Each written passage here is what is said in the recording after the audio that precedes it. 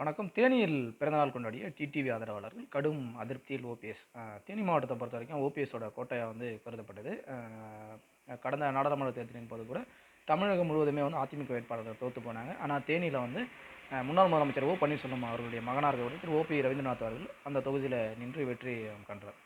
அப்போ தேனி தொகுதி வந்து ஓபிஎஸ் அவர்களோட கோட்டையாக இருக்குது. இந்த கோட்டைக்குள்ளே வந்து இப்போ அதிமுக பிளவுபட்டு இருக்கிறதுனால மாவட்ட செயலாளர் கூட நியமிக்க முடியாத சூழ்நிலை தான் இருந்தது. கிட்டத்தட்ட ஓராண்டுக்கு பிறகு தான் இப்போ மாவட்ட செயலாளராகவே அங்கே நியமித்தாங்க.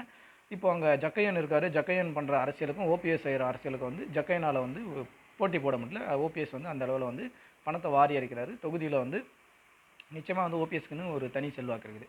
அப்போ ஓபிஎஸோட மகன் மீண்டும் அங்கே வந்து தேனியில் போட்டிருக்கான வாய்ப்புகள் அதிகம் இருப்பதாக வந்து யூகங்களில் வகுப்பட்டன. இதுக்கு முன்னாடி நம்ம தகவல் சொல்லியிருந்தோம். திரு டிடிவி தினகரன் வந்து தேனி தொகுதியில் நிற்கிறதுக்கான வாய்ப்பு இருக்குதாகவும், தேனி தொகுதியில் வந்து நிற்கணும்னு சொல்லிட்டு ஓபிஎஸ்சியிடமே வந்து தினகரன் வந்து விருப்பம் தெரிவித்திருந்தார்.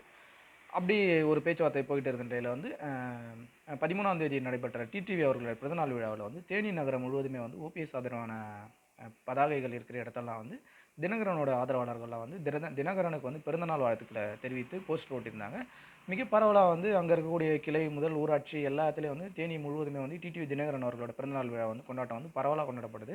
அப்போ ஓபிஎஸோட கோட்டை அப்படின்னு எதிர்பார்க்க இடங்கள்லாம் வந்து டிடிவி தினகரன் அவர்கள் ஆட்கள் மூலயமா வந்து மிக பரவலாக வந்து தினகரனோட பிறந்தநாள் கொண்டாடப்பட்டது வந்து ஓபிஎஸ் அணியினரிடையே வந்து ஒரு கழகத்தை வந்து ஏற்படுத்தியிருக்குது. குறிப்பாக வந்து பார்த்தீங்கன்னா, ஒருவேளை இங்கே வந்து டிடிவி தினகரன் அவர்கள் போட்டியிட்டால் இதுக்கு முன்னாடியே அங்கே வந்து அவர் எம்பியாக இருந்திருக்காரு. அப்போ இந்த எம்பி பவரை வச்சுட்டு அங்கே அவர் வந்து அரசியல் செய்யறதுக்கான வாய்ப்புகள் அதிகம் இருக்குது.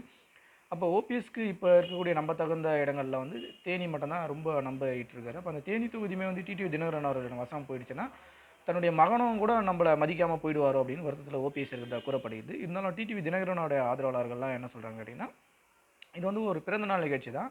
அமமுக சார்பாக வந்து இந்த பிறந்தநாள் நிகழ்ச்சிகள்லாம் கொண்டாடப்பட்டிருக்குது. எனவே ஓபிஎஸ் அணியினர் வந்து இதில் வந்து கோவிச்சுக்கிறதுக்கோ இல்லை இதில் வந்து கலக்கமடையதுக்கு எந்த விதமான இதுவும் இல்லை. இப்போ ஓபிஎஸும் தினகரனும் சேர்ந்து தான் பயணிக்கிறாங்க.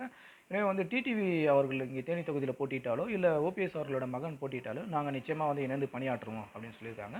இருந்த போதிலும் கூட ஓபி ரவீந்திரநாத் அவரோட ஆதரவாளர்களில் வந்து ஒரு சின்ன கோவத்தில் தான் இருக்காங்க. ஒருவேளை டிடிவி மறுபடியும் இங்கே வந்துட்டால் ஓபி ரவீந்திரநாத் எங்கே போய் நிற்பார், மறுபடியும் போயிட்டு இந்த மாதிரி ஃபீல்டெல்லாம் செட் பண்ணுறது ரொம்ப கஷ்டம் அப்படின்னு நினைக்கிறாங்க. தொடர்ந்து அரசியல் சார்ந்த காணொலிகளை வந்து நம்ம பதிவேற்று வரோம். நம்முடைய சேனலுக்கு ஆதரவு அளிக்கணும்னு நினைக்கிற நண்பர்கள் சேனலை சப்ஸ்கிரைப் செய்யுமாறு அன்போடு கேட்கிறோம். நன்றி, வணக்கம்.